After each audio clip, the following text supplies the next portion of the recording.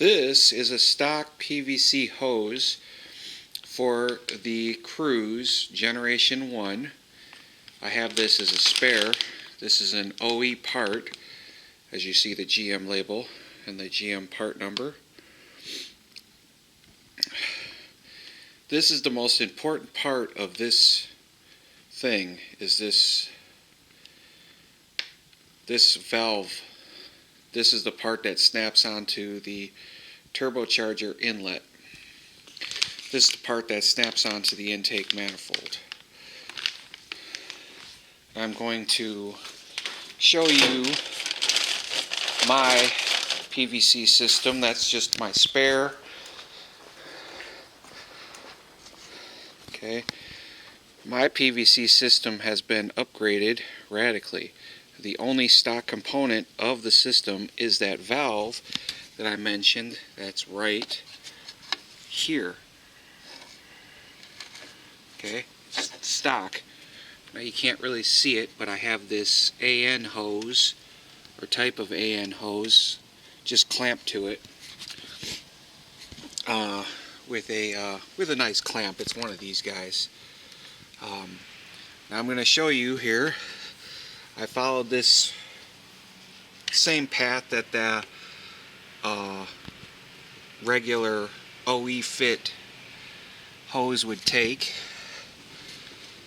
but I have a T, okay, and where on the inside of the manifold there's a check valve, which it's a little rubber flap which I popped off when I had the intake manifold off.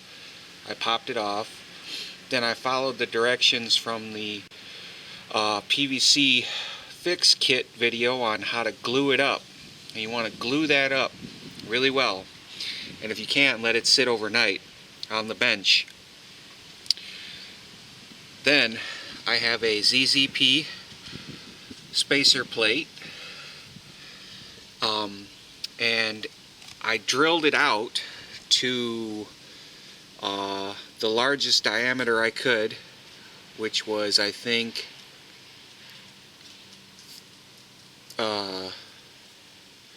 hang on, I got the tap for it. I have to go look in the tap.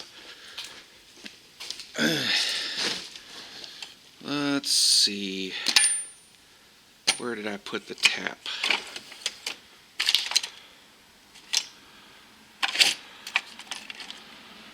What did I use? I used a tap. I used a...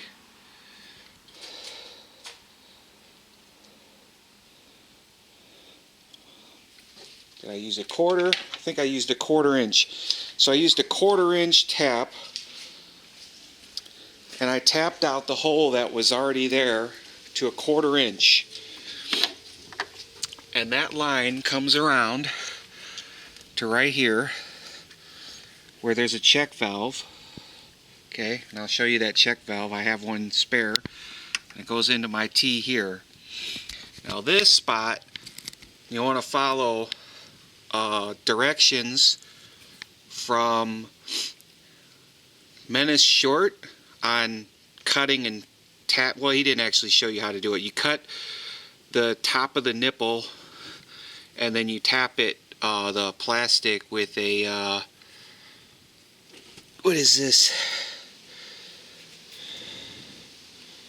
A 3/8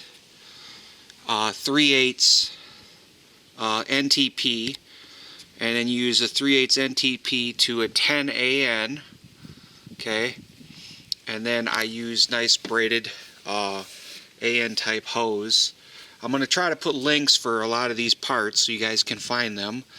And then my input into just any old catch can, and then the outputs from the catch can out to the turbo inlet and the spacer plate. And that's my PVC system. I know I might not have explained it very good. Here's the check valve. I'll put a link.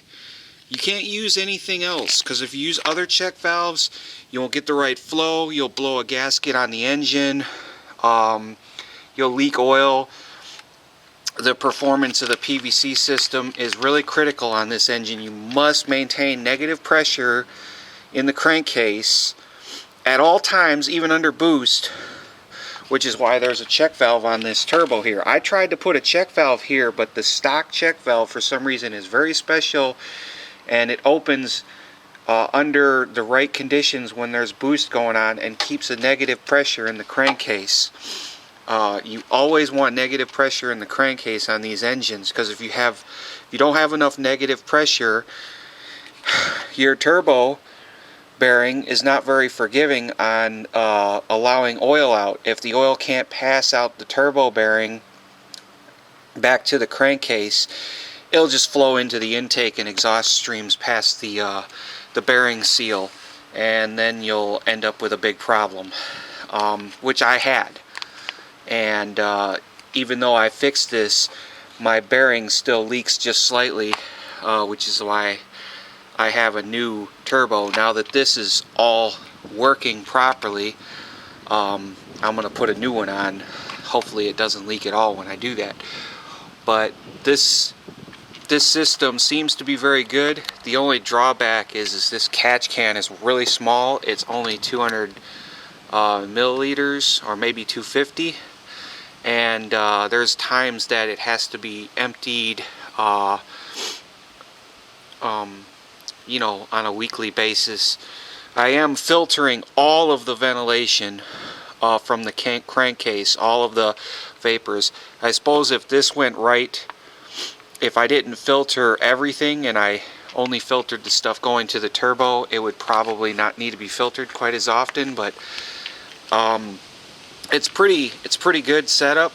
The reason it needs to be filtered more, especially this time of year in the greater Detroit area, is cold, and this catch can is cold, so the water vapors that fall into it condense, and then it fills up with mostly water from the combustion process. Hopefully that's a good description. Leave in the comments if you have any questions on this system. I'll try to post as many of this stuff, description of the parts used, that I can in the description box. And I want to thank all of my new subscribers. I have quite a few new subscribers, and I want to thank all of my new subscribers. And hopefully at the end of the month we'll be getting to this, which is the new turbocharger. I got a new band clamp, a new oil drain. I'm thinking about picking up a new oil supply line. It's not that old. I actually just replaced that.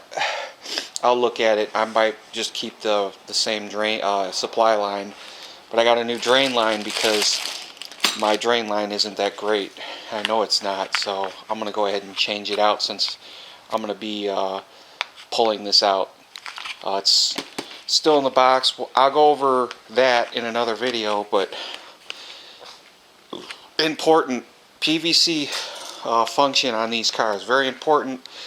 Maintain the correct negative pressure in the crankcase.